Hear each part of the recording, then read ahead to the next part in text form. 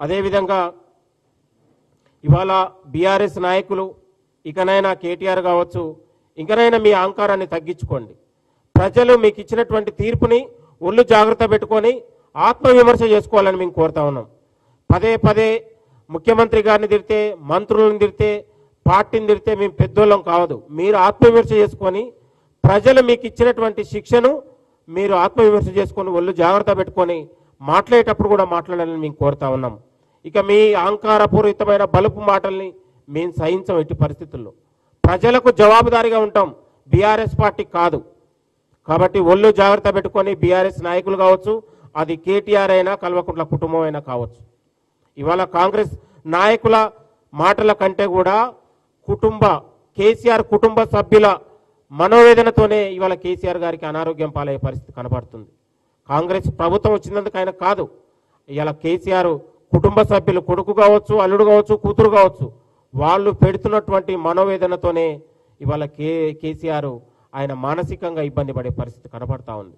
ఇవాళ కాంగ్రెస్ని మరొక 10 ఏళ్ళు ప్రజలు కోరుకుంటున్నారు, అభివృద్ధిని కోరుకుంటున్నారు. కాంగ్రెస్ విజన్ ప్రజలకు నచ్చుతుంది.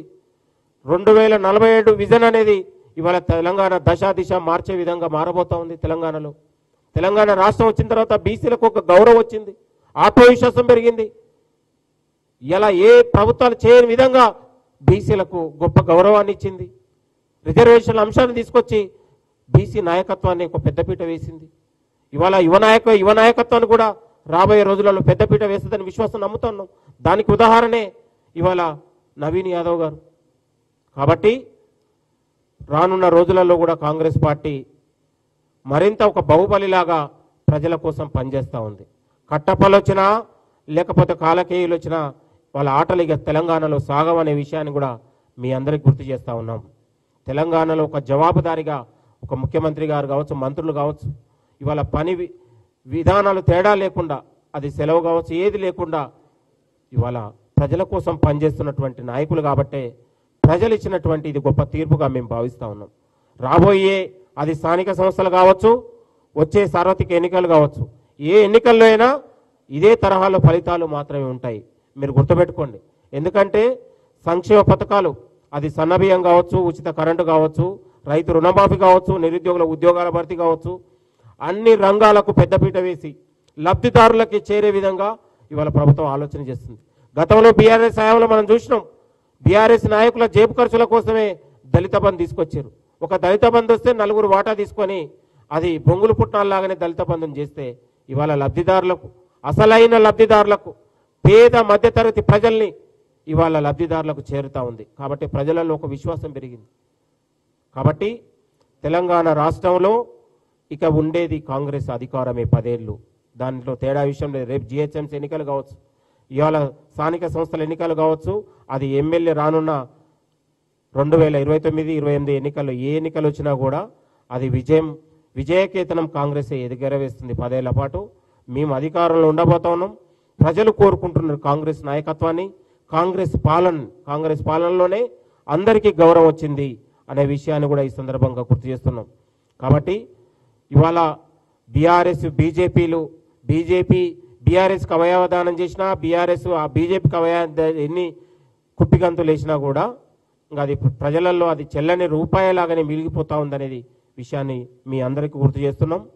ఈ తీర్పు కావచ్చు, ఈ జూబ్లీహిల్స్ ఉప ఎన్నికతో జూబ్లీహిల్స్ ప్రజల బస్తీ ప్రజల గోస తీరిపోతుంది, అభివృద్ధి పరుగులెడుతుంది. ఇక రేపటి నుంచి ఆల్రెడీ 5 నెలల నుంచి 10 ఏళ్ల పాటు కుంటబడిన అభివృద్ధి ఇవాళ దిశను మార్చే విధంగా ఇవాళ జూబ్లీహిల్స్ ప్రజలు ఒక గొప్ప అదృష్టవంతులు అనే విషయాన్ని కూడా ఈ సందర్భంగా గుర్తు చేస్తూ ఉన్నాం. కాబట్టి తెలంగాణలో భవిష్యత్తులో ఏ ఉప ఎన్నికలు వచ్చినా కూడా ఇదే తరహాలో ఫలితాలు ఉంటాయి. మార్పు వచ్చిందండి. ఎప్పుడు ఒకే డ్రామా ఉండదు. డ్రామాని ప్రజలు ఎంతకాలం నమ్మరు, నిజాయితీని కూడా నమ్ముతారు, నడవడికను కూడా నమ్ముతారు. మేము ఏది చెప్పగలం అది చేయగలుగుతున్నాం. కాబట్టి కాంగ్రెస్ అంటేనే ఇది ప్రజల పార్టీగా, బడుగు బలహీన వర్గాల పార్టీగా ఇది మనం ఆలోచన చేసే ముందుకెళ్తా ఉన్నాం. కాబట్టి ప్రజలు ఇచ్చినటువంటి ఈ తీర్పుతోని మరింత ఉత్సాహం, స్ఫూర్తితోని ఇవాళ మేము గెలవగానే మాకేదో అహంకారం కాదు, గెలుపు ఓటముల్ని మేము ముందుకెళ్తూ ప్రజల కోసం అంతిమంగా ప్రజల పక్షాన నిలబడతాం, ప్రజల కోసం నిలబడతా ఉన్నాం. ఇవాళ బీసీల గురించి కూడా గొప్ప ఆలోచన చేసినటువంటి పార్టీ. ఇవాళ 75 ఏళ్ల తర్వాత బీసీలను గుర్తించినటువంటి పార్టీ. ఇవాళ రానున్న ఏ ఎన్నికలు వచ్చినా కూడా బీసీల ఎజెండాగా ముందుకెళ్తా ఉంది పార్టీ. కాబట్టి ఇది బడుగు బలహీన వర్గాల పార్టీగా, పేద వర్గాల పార్టీగా, యువక నాయకుల్ని కూడా ఇవాళ ఎమ్మెల్యేలు ఎంపీలను చేసే భవిష్యత్తులో రానున్న రోజులు కూడా రాబోతా ఉన్నాయి కాంగ్రెస్ పార్టీ అనే విషయాన్ని కూడా మాకు గుర్తు చేస్తా ఉన్నాం. ఏది ఏమైనా గౌరవ రేవంత్ రెడ్డి గారి పాలనలో ఇవాళ అన్ని వర్గాల ప్రజలు ఇవాళ సంక్షేమ పథకాలు అంతా ఉన్నాయి. అందరూ కూడా సంక్షేమాన్ని చూసి వాళ్ళు అబ్బురపడతా ఉన్నారు, ఇవాళ ఆనందపడతా ఉన్నారు. కాబట్టి రానున్న రోజుల్లో కూడా ఈ తెలంగాణ ప్రజల ఆదరణ అభిమానాలతోని మరింత ముందుకెళ్ళి ప్రజల సమస్యలు ఎజెండాగా పరిష్కారం దిశగా ఈ ప్రభుత్వం ముందుకెళ్తా ఉంది. అది యువకులు కావచ్చు, నిరుద్యోగులు కావచ్చు, రైతులు కావచ్చు, మహిళలు కావచ్చు, ఏ రంగాలైనా కూడా ఎక్కడ